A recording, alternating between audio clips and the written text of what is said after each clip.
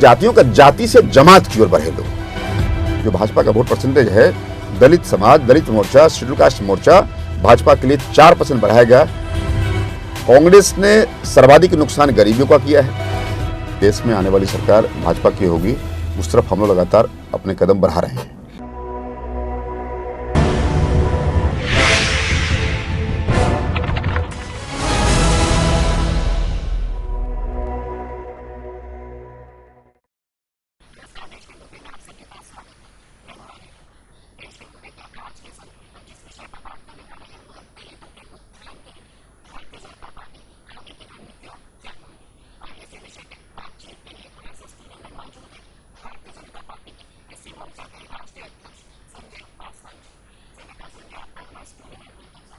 चलिए सबसे पहले जानते हैं संजय पासवान जी के बारे में। सर, सबसे पहले आप अपने बारे में कुछ बताइए कि आपकी जर्नी किस तरीके से रही है एससी मोर्चा के अध्यक्ष बनने के तौर पे। तो मैं भारतीय मजदूर संघ के माध्यम से भारतीय जनता पार्टी से मैं जुड़ा, और जिस एक व्यक्ति ने मुझे बहुत प्रभावित किया वह दत्तोपंत ठेंगड़ी जी थे, जो आरएसएस के और भारतीय मजदूर संघ के और कई संगठनों के संस्थापक रहे हैं, जिन्होंने बहुत मुझे प्रभावित किया। उनकी बातों को, उनके संभाषणों को सुनकर के हम लोग भाजपा परिवार से शामिल हुए। मैं 1999 में बिहार के नवादा लोकसभा से एमपी चुना गया, और एमपी चुनने के बाद से मैं पार्टी का राष्ट्रीय मंत्री बनाया गया। फिर उसके बाद से मैं केंद्रीय मंत्री सरकार में बना, एचआरडी में था, कम्युनिकेशन में था, आईटी में था और सोशल जस्टिस में था।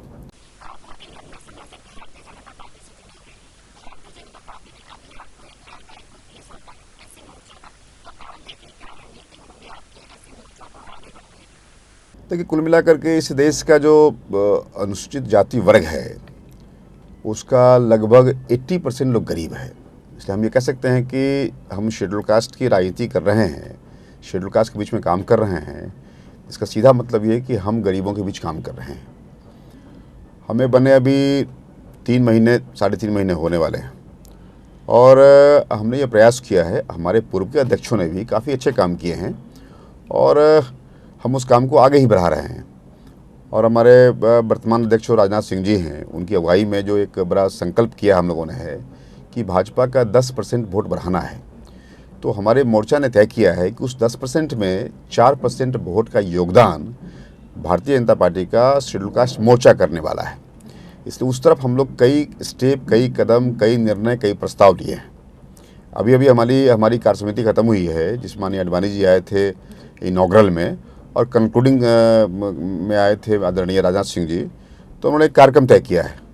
उस कार्यक्रम के बारे में बहुत चर्चा भी किया हम लोगों ने, और उससे मुझे लगता है कि जो 4% वोट का लक्ष्य हम मोर्चा के लोगों ने तय किया है उसको हम पूरा कर लेंगे। और उस 4% वोट से 10% का वोट का जो लक्ष्य भाजपा का रहा है उसको हम लोग निश्चित तौर से पूरा करेंगे, और इस देश में आने वाली सरकार भाजपा की होगी, उस तरफ हम लोग लगातार अपने कदम बढ़ा रहे हैं। सर, जैसे कि अभी आपने कहा कि अभी आपकी एक मीटिंग भी हुई थी जिसमें कि आडवाणी जी आए थे, तो उस मीटिंग के बारे में कुछ बताइए। कैसा रहा वो पूरी मीटिंग, किस तरीके से, कैसे रणनीति तैयार की आपने उस मीटिंग? देखिए, बता दें कि क्या है कि भाजपा दल के रूप में, दल में दलित और दलित में दल, ये 2 बातें हैं। हम लोग कहा भी कि दल में दलित तो हैं, दलित एमएलए हैं, दलित एमपी हैं, दलित मिनिस्टर हैं, लेकिन दलित में दल है कि नहीं है। तो हम ये मानते हैं कि अभी तक दल में दलित तो बड़ी संख्या में है, लेकिन दलितों में दल जिस ढंग से जाना चाहिए, जिस ढंग से पेनिट्रेट करना चाहिए, थोड़ा उसमें कमी है।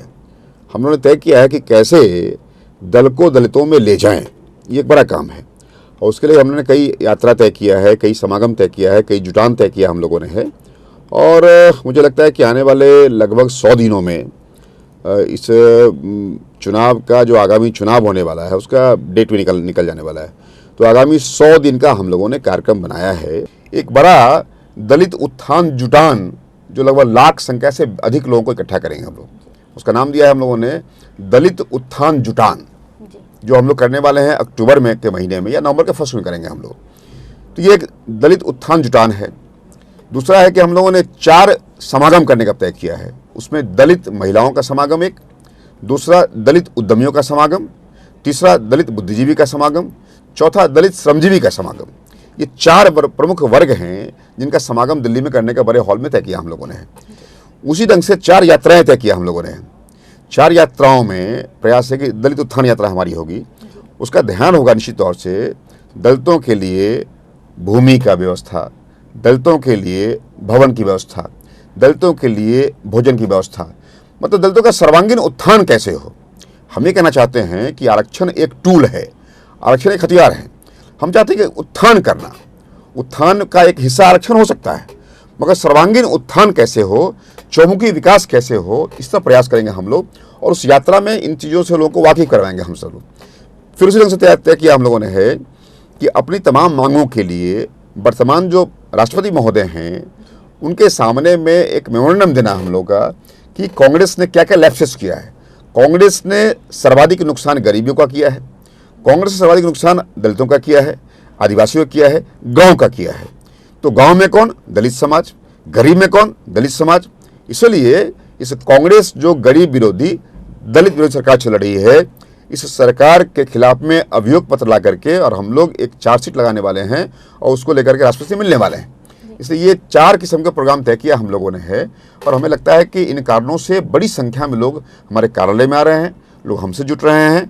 और जब जब मैं प्रवास कर रहा हूँ तो वहाँ लोग मिलने आ रहे हैं और भाजपा के प्रति लोग आकृष्ट हो रहे हैं। हमें विश्वास है कि इस आकर्षण के कारण जो भाजपा का वोट परसेंटेज है, दलित समाज, दलित मोर्चा, शेड्यूल कास्ट मोर्चा भाजपा के लिए 4% बढ़ाएगा, ये मुझे दिखाई पड़ने लगा है। सुप्रीम कोर्ट ने बैन लगा दिया है किसी भी जातिगत रैली पर, या आप किसी भी तरीके से किसी दलित वर्ग को या किसी भी तरीके से आप रैली नहीं कर सकते किसी जाति का नाम लेकर। तो उसके बारे में आपका क्या कहना है? देखिए, सबसे पहले बता दूं मैं कि दलित जातियों का समूह है, दलित जाति नहीं है। इस देश में लगभग 350 जातियां हैं जो दलित समूह में आती है। इसलिए मैं कहना चाहूँगा कि सुप्रीम कोर्ट ने जो बैन लगाया है, हम सुप्रीम कोर्ट के इस कदम का हम स्वागत करते हैं कि कुल मिलाकर के जाति विशेष के नाम से कुछ कार्यक्रम ना हो तो ज़्यादा अच्छा है, मगर जातियों का जाति से जमात की ओर बढ़े लोग।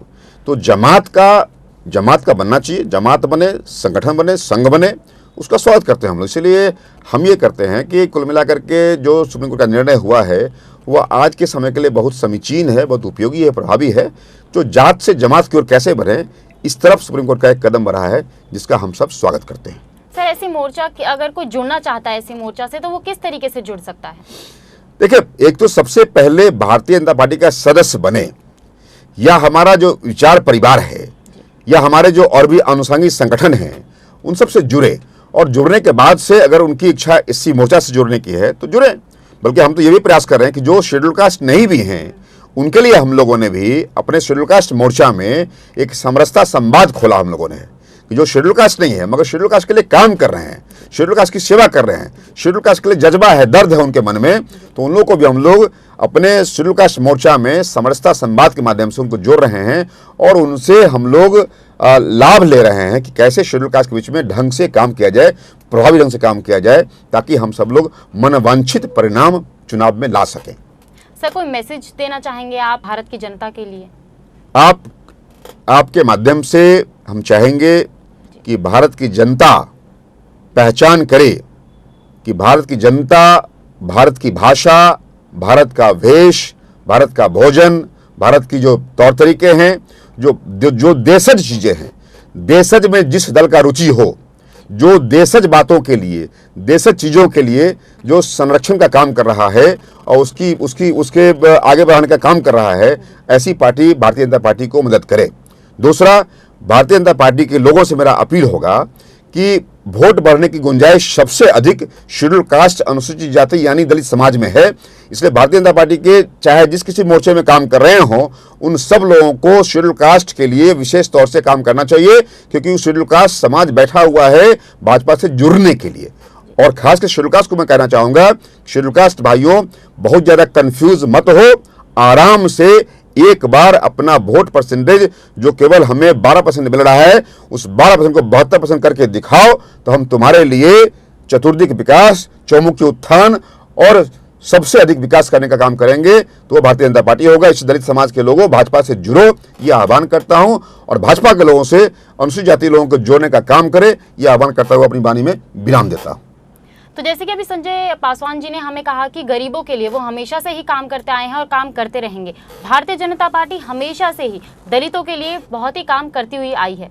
संजय पासवान जी, हमारे स्टूडियो में आने के लिए और हमें अपना कीमती समय देने के लिए आपका बहुत बहुत धन्यवाद। बहुत धन्यवाद आपका भी, आप सबको का।